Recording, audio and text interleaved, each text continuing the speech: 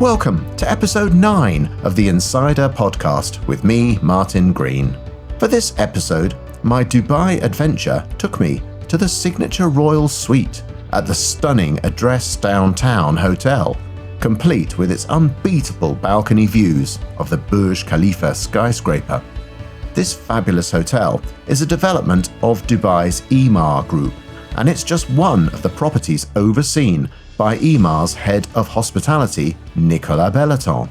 Nicolas is a serious player in luxury hospitality with more than 2 decades in the business, including as GM of the Armani Hotel Dubai, the first in the world to carry the Armani name.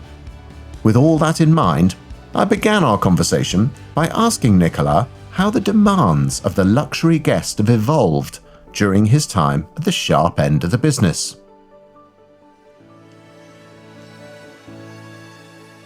It did evolve quite a lot since, now 25 years I'm in the field. So, we moved on from, I would say, very, a little bit of an old school way of operating hotel and experience to definitely crafting experiences, adjusting to the need as well of different type of travelers.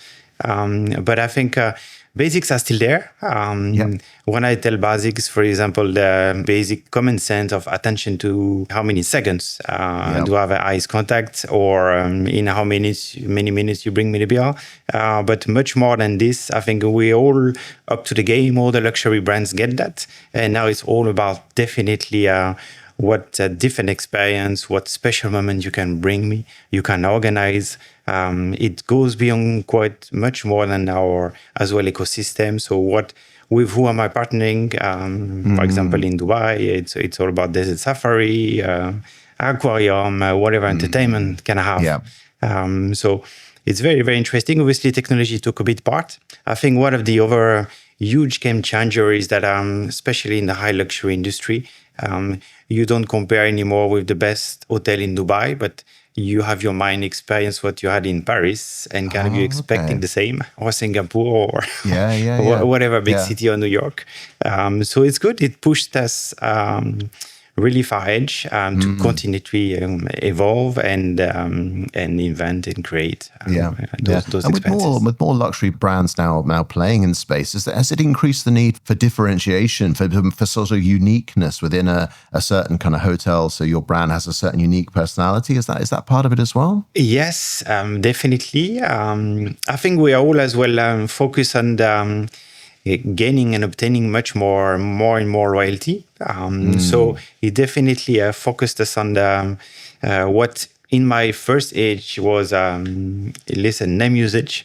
Now we go far beyond its name usage, but what water, what sugar-free desserts you like, and which side of the bed you like to sleep on, etc., etc. Really, right down to the kind of like the fine details. For sure. And for us, for example, in Address as well, we have a strong focus on the scent. So people come as well and recognize. It's kind of indirectly recognize it is us through the scent in our lobbies, which is a really individually developed scent. So it even comes down to kind of sensory perceptions and having a sort of a sensory brand as well. Correct. Wow. Correct. We shift as well our the mood of our lobbies in the evening through all our brands with a special dimmed level, with indirect lights, dimmed candles, etc. in all our properties. So you see that's where we fully evolve from. It's not only about design of the property; it's as well those indirect touches we don't talk about, but we hopefully recognize that each of our regular guests, they come for that indirectly. So and of course, in luxury, service is a big part. Do you think service excellence is the number one differentiator, is the number one target for a luxury brand? Yes. I often share with the team that's why we are so focused on our colleagues. And that service excellence to me is back to genuine kindness. I often say as well, we can always do mistakes in timing or, undercook, fish, but the way we deal with it and this sense of welcoming will make the full difference. And one of the other objective of that is definitely this kindness and name recognition of our employees will pop up in any TripAdvisor review or Google. So for us, it's really, really big focus. We may touch the topic after, but much more than skill set as well. So it's all about empathy. So those soft skills, basically. Exactly. Yeah, and can they be taught, or is that something you just look for in recruitment? And when you're actually trying to find those people. It's Good a big question. Yeah. I've personally tried to teach it. Yep. I would say you need to have back to the employee charisma and interest. You need to have that passion. Yeah. And then you can definitely put system in place for let's say 4 or 5 tricks like this. Yeah. The rest, it's every guest different. They come for, 40 wedding anniversary, and then you make it special, or it's a special amenity. You just won an award, or your 17th birthday. Yeah. So yeah. But just, I suppose, even just in those personal interactions, just a sort of chance meeting in the lobby or a request that's dealt with, I suppose it's all about just going that extra mile, if you like. Correct. Yeah. And I think one of the key as well we are focused on is to have what I call free time from the employee. Okay. So we have a strong policy of less meetings and a strong focus on technology to make everything fast. To have a free receptionist to hang in our lobbies. Mm-hmm. And that moment of a very informal talk will definitely help him to grasp. Said, "Oh, okay, during that conversation, he told me he's going whatever. We will arrange a car, or we will arrange, a fresh welcome amenities because they come back from desert and stuff like that." So that is as well, I think, a key focus for us. Yeah, and I suppose all of that wraps up into what we nowadays call customer experience, CX, to give it its acronym. That's presumably a big focus. Several people I've spoken to already in Dubai on this trip we've talked about customer experience, just how important it is in terms of building loyalty. That's presumably is that your take as well? Yes, more than ever. What I call metrics. It's but again, it's the only the phase one. So we can have a metric, we can track it, but how do we influence all that? So yes, there is I would say the efficiency calculation from a number of waiter we can serve whatever X covers or credit in housekeeping or how many conversion in sales. But that's we want to go really far away from this. It's a base to work on what would be again beneficial to the guest and increase those metrics. And I think one of the core focus for us is to have people with time to exchange the guest, whether it's for a wedding organization or nothing related to us. Yeah, just a personal interaction. Correct. We are quite. We do have some business hotel, but most of our clientele are tourists wherever we are in the world. So that's really key as well for this master concierge, I would say, and service excellence to help through all the team. And again, technology is in the backbone. I was going to say how that influences the technology. Obviously, there's presumably two sides. One is this kind of knowing the customer, but I guess there's also smoothing processes to free that time up that you were talking about. It's a kind of double-edged weapon, I guess. Yes, and it can go very inefficient as well. So we really want to fast track as well the communication between a concierge and our housekeeper. And make it really straight to the point. Obviously, having a leader of the MR group who works as well and overlook at noon, for example, really help us and is keeping us very alert on what technology can do. And frankly, at least as far as I'm concerned, yes, we are still old style hotelier a bit. We can evolve so much in that front. Obviously, I'm much more exposed as well on the retail side now with the Dubai Mall and all the malls that the MR has. So we are really fast tracking as well, consolidating all the different software we can use from an operational perspective, and kind of put it in one core base. And that will be beneficial as well from the CRM perspective. And not just that screen that the receptionist can see on your preferences should not be the same as the spa, lady and gentleman, and the restaurant. So yeah, it goes, again, technology is, I think it is, but it will, we're just starting the journey. It will become massive on that guest journey, guest experience, and service excellence. Yeah. And it's interesting you mentioned about retail, because I think one of the other big changes we've seen is the need for amazing service, amazing customer experience, not just in hospitality, but really in every customer-facing business, whether it's a leisure business, whether it's retail, whether it's a hotel, a restaurant. Is that what you're also seeing, that there's a very high level of expectation now in the service wherever the customer's going? Definitely, for sure, and that's why as well we see what I think very beneficial. A cross-industry new hire, whether it's someone from retail joining on sales and marketing or on F&B, leadership from a retail perspective and vice versa. I think it's really good and refreshing for all of us from the industry. And it pays off, right? If I take only the marketing efforts, especially again in all capital, but in Dubai, you have so many hotels, so many restaurants. So how do you perform? How do you make sure you exist? It's not only about spending X amount of money. It's how strategically, with which partners on the trends. So that's very, very challenging for our leaders and GM and hotel manager to grasp that and understand. And influence as well on what we can do. Again, I think this is back to I think the solidization of the service excellence. First, deliver the best experience, the best hotel. This is very robust. But then, how do you make sure that people know about it? And tell others about it. That's the other, correct. In the modern world we live correct, in. Correct. That's so where the guest surveys and all the platforms became crucial, and the influencers and etc. So it's a complete and constant shift on all this. So it's very, very. We have to be dynamic and agile. Yeah. Which we definitely are in Emma. Sure. Yeah. So. We're sitting here today in Dubai with, I must say, an amazing view of the Burj Khalifa behind me in this suite.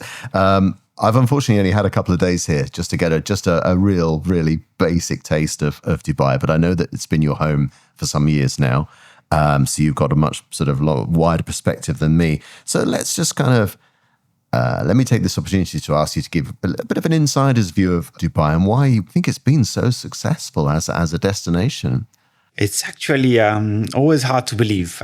So I'm 7 years now in Dubai, but I did spend in 2001 about a year and a half for another brand and an opening hotel. So it's just crazy what happened. And what is even further amazing is that they're non-stopping. And never stopping. And what you see I remember what I saw on a small mock-up room on a new community and a new area for Dubai. 5 years after is delivered and alive, full of building residents, hotels, amazing outlets. That is an amazing city that become, I think, the further activation and success of Dubai really transpired after COVID. Okay. So we really bounced back on the travel. Because obviously you were here throughout that time, yeah. Correct. And again, I have to pay a lot of appreciation and respect to the country itself and Dubai tourism as well. Yeah. You see that in most, at least in Europe, most of the operators, your hotel and you do your own marketing, but here we really all together. Obviously, the tourism ministry first, and you sell all together destination. Yeah. And that's a huge game changer for sure in terms of everything, in terms of impact, in terms of fund as well, of course. But that is great, and obviously. Still the concentration of hotels, despite a small footprint at the end of the day in Dubai, makes it amazing. But we do have as well a lot to sell, whether it's beach experience, shopping experience, much more as well because of the event in the other industries developing on the finance side, on the business, AI. So the country is really, really going. Yeah, and I think that's an important point, that it's that Dubai is not just about tourism and hospitality. You know, there's technology, there's startups, it's the big financial center for the region. So I mean, it's not a one-trick pony as a city. There's lots going on here. Yes, movie recording, the big home place for Google and all those big companies. So. No, that is the trend. So at the end of the day, I believe we have less credits. We have the AAA location. So we really have to deliver this excellent service we talked about, and the journey will continue on the expansion. And I believe a lot of fantastic new project coming in Dubai. Did it really? You mentioned you were here in the very early 2000s. Did it really sort of shock you in a good way when you then came back 7 years ago and saw how it had changed? Was it kind of quite eye-opening? Yes, it's it's indeed shocking and quite impressive. It looks like a dream, the Arabian dream, But when I was there, 2000, maybe most probably 5-6 hotels, one Hard Rock Cafe, remember, and coming back after a full new city shifted with downtown, a DFC. I mean, a complete new face. None of that was basically there when you were in the first time. That's extraordinary. And mostly to one man with a team, His Highness Sheikh Mohammed. So that's amazing. And again, what's amazing is that they continue on that journey. They never stop. They are where they are, but they are really big objectives. And it is robust and happening. So and of course, one element of it which you didn't mention, which I'm sure we can talk about a little bit, is the food. Yes. I mean, Dubai, I've spoken to a couple of people here. I mean, Dubai is not just a taker of food innovation. Dubai is becoming a leader in food innovation. You've got the best chefs, the best restaurants. I mean, I was amazed flicking through the directory. It's just like unlimited amount of amazing places to eat here. That's obviously a big pull factor as well. Yes. And again, credits to the government leadership. I think the other game changer was 2-3 years ago now, or 4, when the books Goemio, Michelin, and all the best critics came in the city and drastically elevated the entire city, and culinary-wise, service-wise. Obviously, as you mentioned, placed Dubai on the map as a culinary destination as well. So us as a hotel operator, obviously. Made a big change as well, because, as you know, is one of the USP or first motivation of the travelers, good food, good restaurant, good ambience. So that helped us as well on the success. It's interesting as well, more and more to see homegrown restaurant going over now London or Paris or stuff like that. So it's great. But I guess that is because you've reached critical mass, and now it can really thrive. And the big mixed city of residents and the full international permanent residents really created a specific hub in Dubai where you can find the best of almost each culinary experience, whether it's Italian, French, Indian, Pakistanis, American burgers and stuff like that. So it's that's quite unique.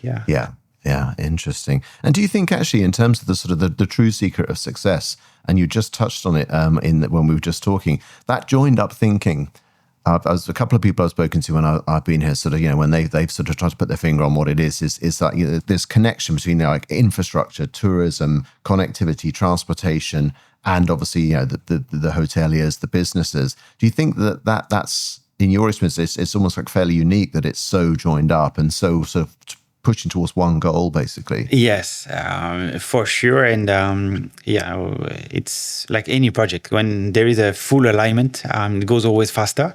But I would say as well, the communication was key as well. It's a fantastic communication, very regular with the highest ranking ministries.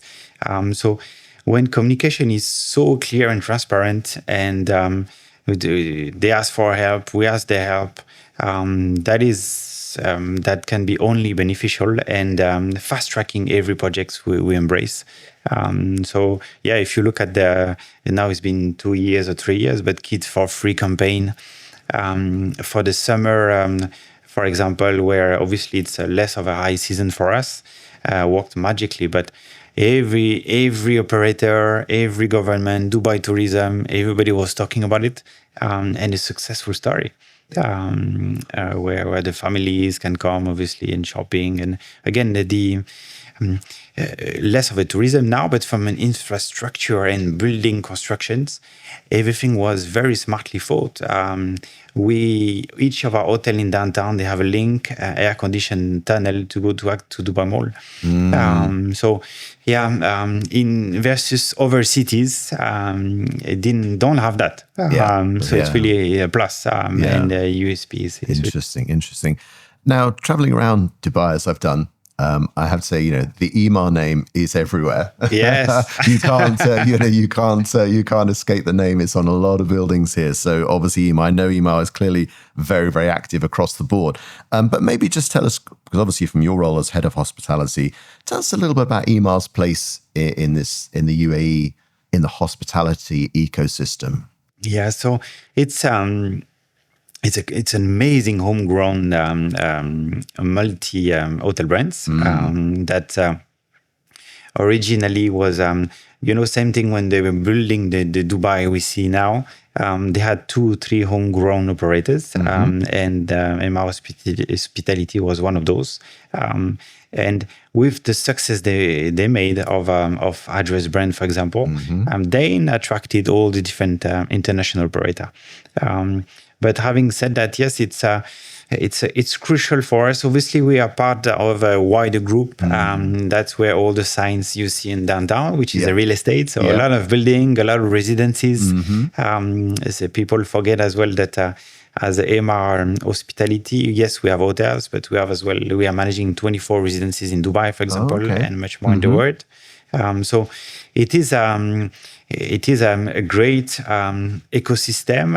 It's part of most of the time it's part of master plans. Obviously, downtown is one, but a master plan then came to life 2 years ago now, or Creek Harbor. Not sure you had the experience to go there, but a full new neighborhood in Dubai. Where now multi residencies. We have 4 hotels there, Address, Vida, and 2 Vidas and 1 Palace. It's really part of the, again, DNA, part of the master plan community offering. And that's one part of our development for sure. And we do have very, very successful projects to come there in the same sense. Sure. Now, I'm sure you love them all, but if you want to maybe pick out sort of a couple or 2 or 3 of what you think are the most sort of notable, perhaps most best known, or just notable properties within your portfolio, what are some of the kind of names that you've got there? Let me try not to be sentimental or emotional about it. But listen, I started with Emaar Hospitality with Armani. So Burj Khalifa Armani Hotel is definitely, by the building itself, the landmark, the highest luxury brand and special lifestyle project we have.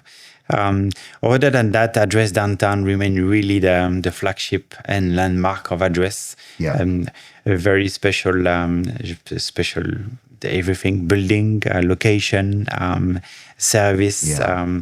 It's quite a small size number of keys attached to quite a nice residential area as well from residences. So this is one of the many, but one of the flagship. We're very proud as well of the latest addition in Creek Harbor, especially the address as well, which is very much the new look and feel of address, much more open lobbies, more lifestyle as well. In the world, for example, on the Egyptian coast, Marassi, we have.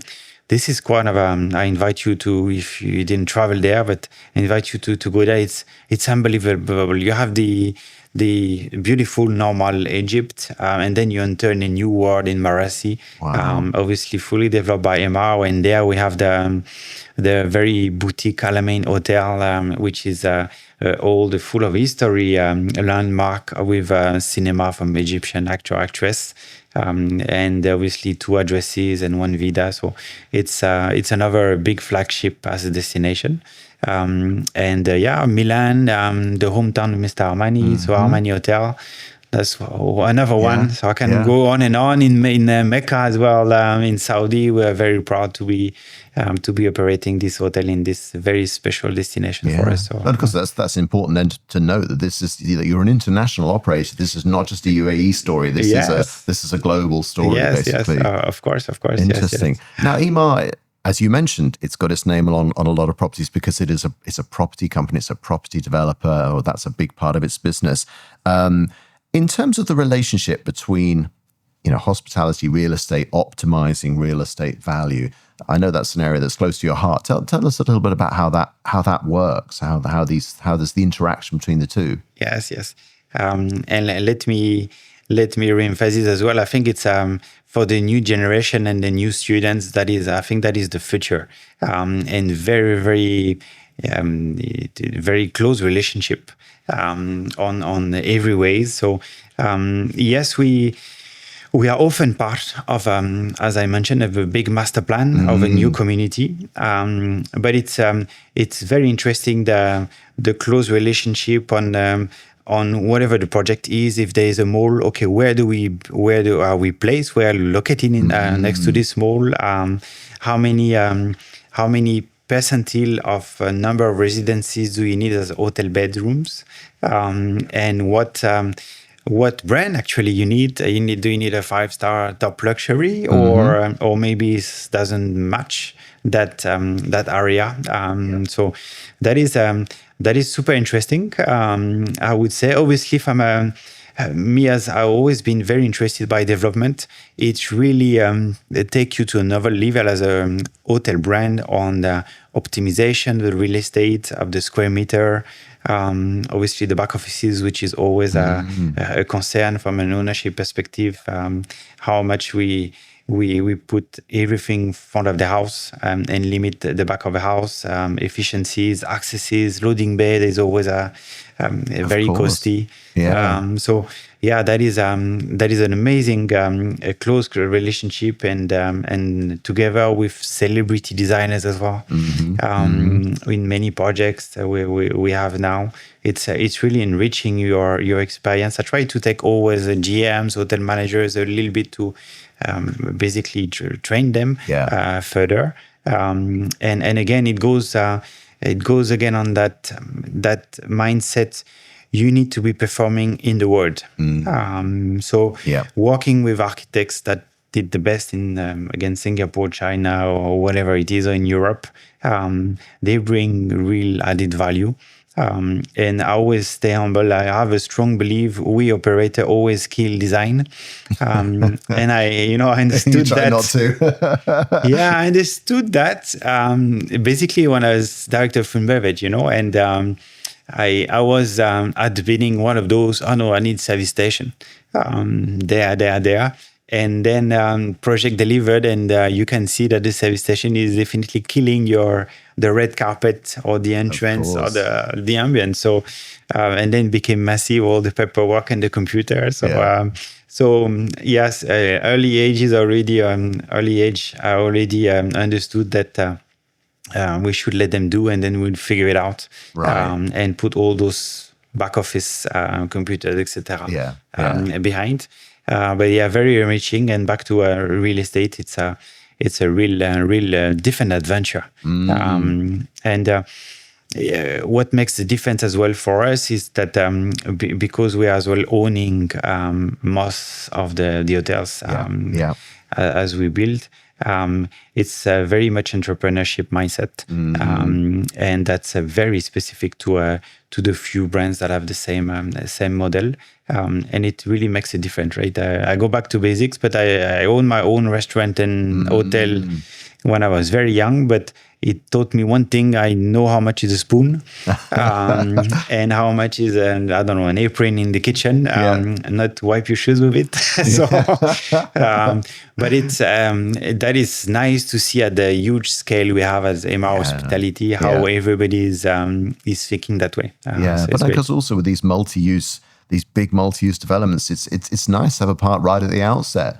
and to get the hospitality voice heard. When this in the very, very early stages, because as you say, you're involved in the master planning. So that must be, obviously adds some complexity, must be a lot more fun. Yes, indeed. And then, it's you learn as well, because you're on a common meeting, you learn about the entertainment, what they're going to plan. I mean, it just really open your eyes to the entire business destination. Sure. Now, if we're talking about big projects, we're talking about this region, we can't not talk about Saudi Arabia. Yes. I mean, it's obviously it's a big story across the industry. Vision 2030, some of the giga projects which are going on. From your view, from your Dubai perspective, do you see Saudi as a sort of competitive threat, or is it just a case of like it's good for all because it's bringing more interest to the region? What's your take on Saudi? No, for sure, it's wonderful for the entire GCC region. When you start to have like 2, 3, 4, 5 destinations, you're definitely stronger in the world. And they do have, and we do have as well a beautiful project coming up in Saudi, actually. Oh, okay. So Imar's getting involved. Yes, in Diriyah Gates. So that's very beneficial. And I would add as well, it's great to push us further. As Dubai or as Emma Hospitality, they know they're going to do a great job. We will be proud in the region, but how we can do even better and continue to do better. And that's, I think, what Dubai is doing. Keep going, never say, yes, we are super happy, we're going to stop. No. Just go forward, push. And they are, I think those crystallization of the publication, they do always a lot of more travelers coming to destination on the airport or in Dubai Mall, or it just shows the how everything is possible. One thing that I as well I've been really trained on is capacity never stops. So you can always get more and more. And if you're agile and well programmed, and especially, on the, of course, for such attendance on a scale in Dubai Mall or at the top of Burj Khalifa, they have so many visitors, but they always manage to find a way to get more and provide the service to more people.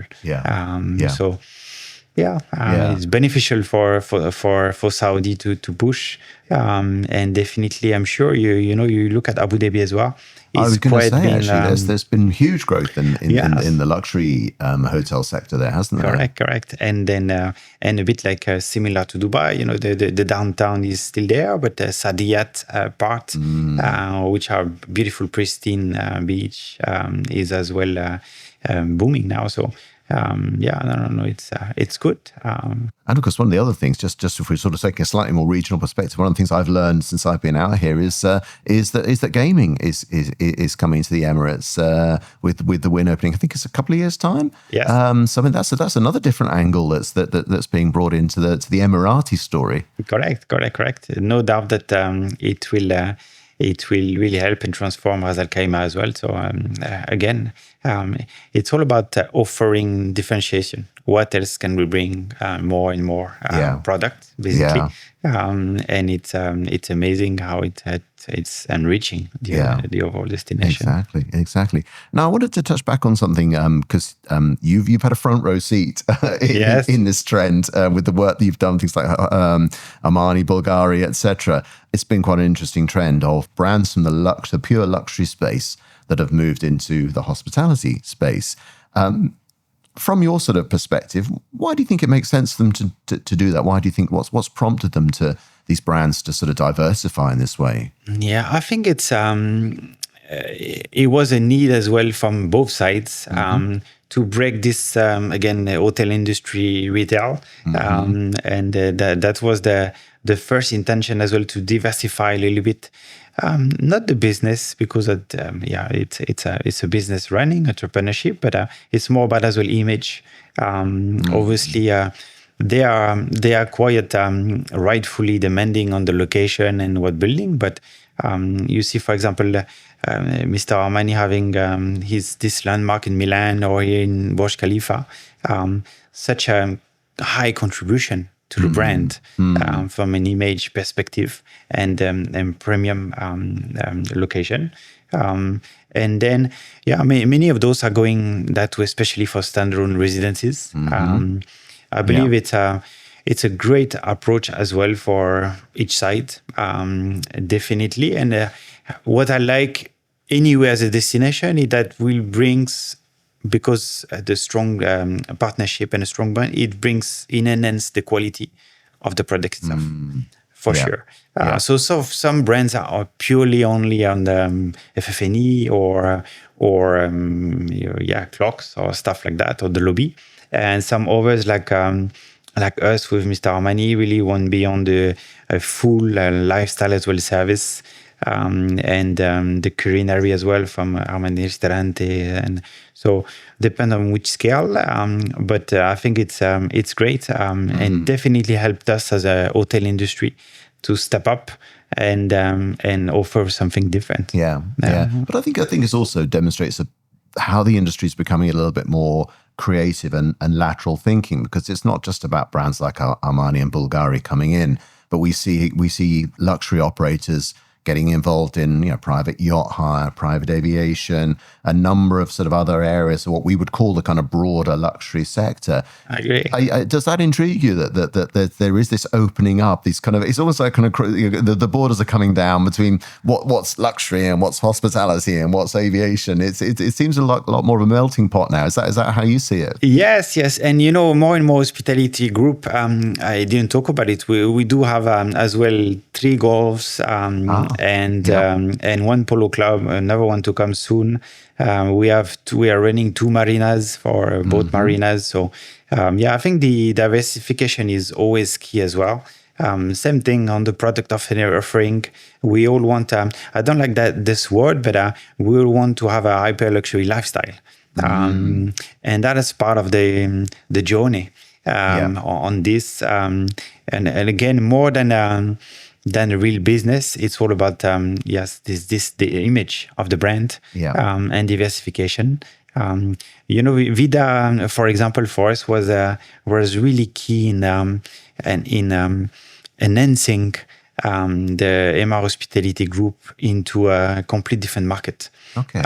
We were hyper luxury Armani address, and Vida is a secret source of basically the product itself. The room and the lobbies are 5-star, but the service is much more relaxed for connected travelers. So that is really amazing how many people knocking the door and I want Vida brand for hotel or for.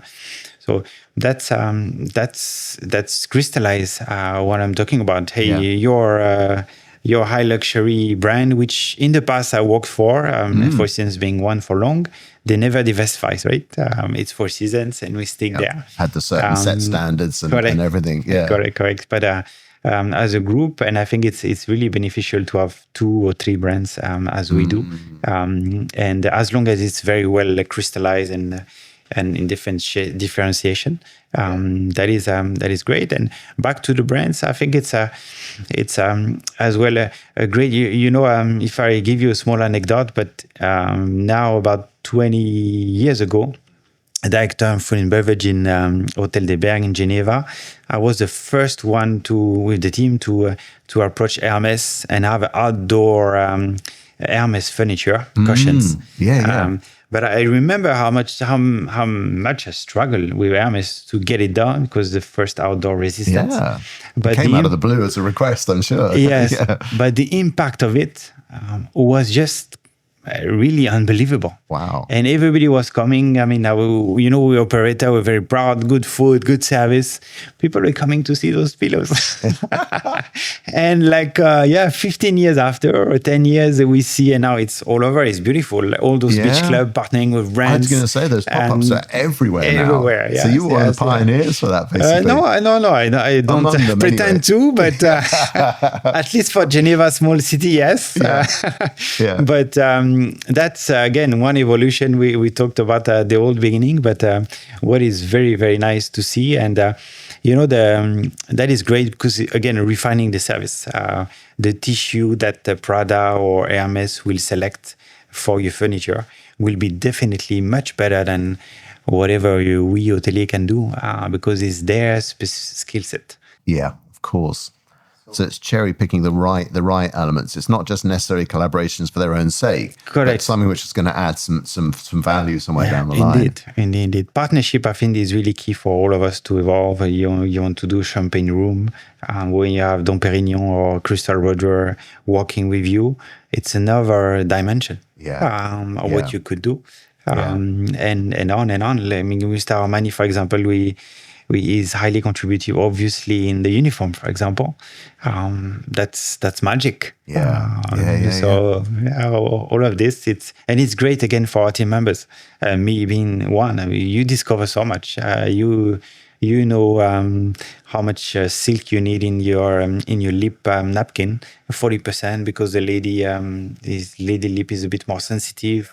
You need to be less abrasive, not to remove lipstick. I mean, that's small tricks I'm talking about, but that is the attention to details that we were mentioning. Yeah. And so when you travel, you're still keeping your eyes open. You're still looking for inspiration and ideas wherever you go, basically. Wherever we go, and from all over the brands.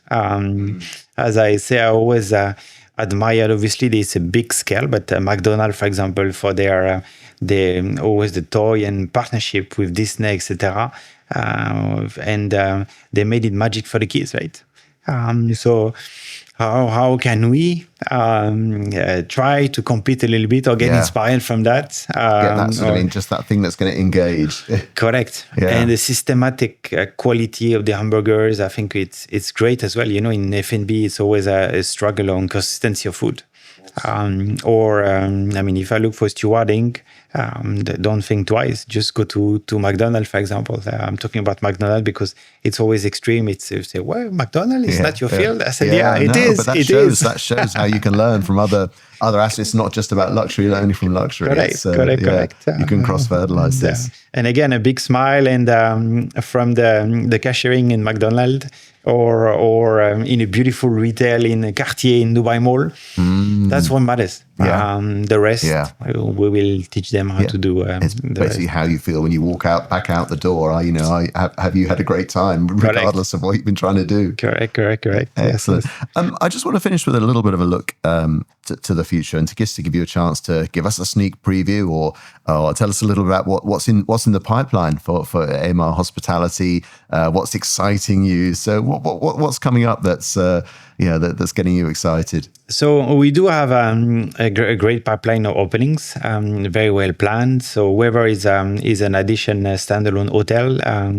We just opened the Vida Dubai Mall mid-February, for example, in downtown. We will open another hotel, Palace Hotel in Marassi in Egypt, and many residencies as well by the end of the year, 3. Obviously, 2026 is as excited. With as well much more fitness clubs.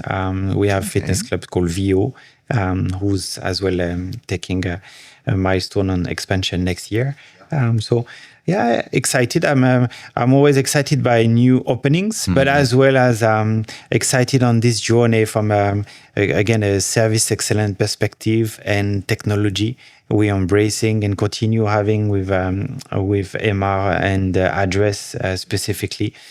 So all those kind of projects really will engrave furthermore the strength of the brand and be able to further expand in only the key location.